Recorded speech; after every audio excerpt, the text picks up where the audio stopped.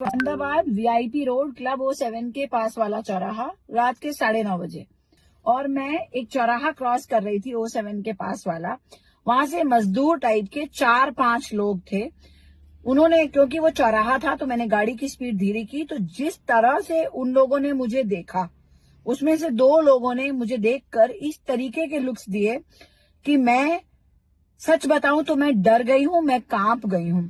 उसके बाद मैंने उन्हें आंखें दिखाई और मैंने उनको आंखें दिखाकर कन्फ्रंट करने की कोशिश की।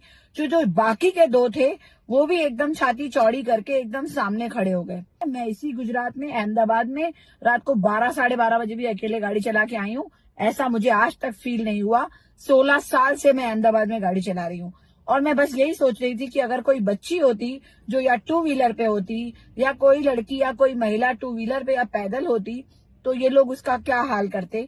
पर मैं गुजरात अथॉरिटी से और अहमदाबाद पुलिस से बोलूंगी, रिक्वेस्ट करूंगी कि please please please see to it कि हमारा अहमदाबाद, हमारा गुजरात जितना सेफ पहले था ना, वो वैसा हो जाए। Please please please look into this matter. આ વિડીયો પોસ્ટ કર્યો છે અમદાવાદના સાઉથ બોપલ વિસ્તારમાં રહેતી લેખિકા શ્રદ્ધા આહુજા રામાણીએ સોશિયલ મીડિયામાં પોસ્ટ કર્યો હતો। અમદાવાદમાં મહિલાઓની સુરક્ષા અને પોતાના ડરામણા અનુભવને લઈને અમદાવાદ અને ગુજરાત પોલીસને ટેગ કરીને વિડીયો પોસ્ટ કરવામાં આવ્યો છે।